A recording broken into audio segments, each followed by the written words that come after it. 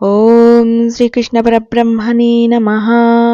ఇహైకస్తం జగత్కృత్స్నం పశ్చాద్య సచరాచరం మమ దేహే గుడాకేశ యచ్ఛాన్యాదష్టమిచ్చసి. తాత్పర్యము: ఓ అర్జున, ఈ సమస్త చరాచర ప్రపంచమును ఇంకను దేనిని చూడదలంచుచున్నావో దానిని ఈ నా శరీరమందు అవయవము వలె ఒక చోట ఉన్నదానినిగా ఇప్పుడు చూడుము. వ్యాఖ్య: విష్టభ్యాహమిదం కృత్స్నం ఏకాంశేన స్థితో జగత్ అని భగవానుడు ఇదివరలో విభూతి యోగము చివర చెప్పిన చందమున ఈ సమస్త బ్రహ్మాండములతో కూడిన చరాచర జగత్తు అంతయు పరమాత్మ యొక్క ఒకానొక అంశమునందే ఇమిడి ఉన్నదగును. కావుననే తన యొక్క అనంత దేహమున ఈ విశ్వమునంతను ఒకానొక చోట అవయవము వలె ఉన్నదానినిగా వీక్షింపవలసినదిగా శ్రీకృష్ణ పరమాత్మ అర్జునునకు ఇచట తెలిపిరి.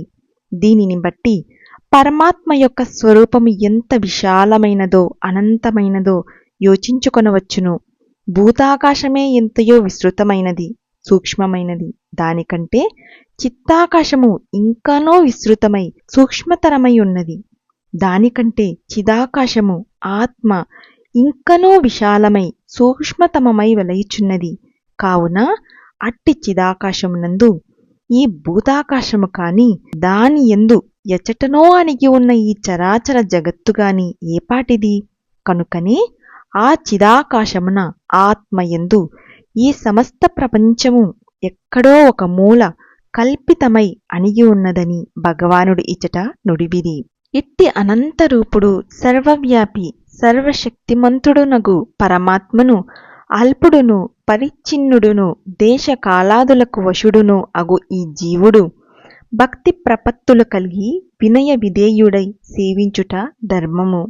ఈ ప్రకారముగా ఆ సమిష్టి రూప పరమాత్మను సేవించుటచే వారి అనుగ్రహము వలన జ్ఞానమును బడిసి వారిలో ఐక్యముంది తరించుటకు అవకాశముండును.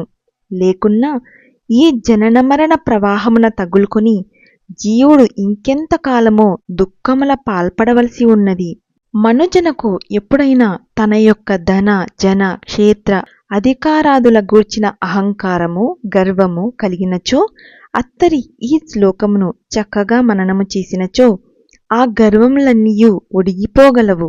ఏలానినా ఈ విశాల జగత్తంతయు ఎద్దానియందు ఒక మూల కల్పితమై అనుమాత్రముగా భాషించుచున్నదో అట్టి పరమాత్మ యొక్క అనంత రూపమున ఈ నా ధనము కాని బలము కాని పరిజనము కాని అధికారము కాని ఏ మూలకు? కావున వానిని చూచి ఏల గర్వపడవలెను అను భావము అతనికప్పుడు కలుగగా భగవంతుని ఎడల భక్తిభావము ఉత్పన్నమగును. మరియు అల్పములగు ఈ దృశ్య పదార్థముల ఎడల విరాగము జనించును. హరి ఓం తత్సత్. సర్వం శ్రీకృష్ణార్పణమస్తు.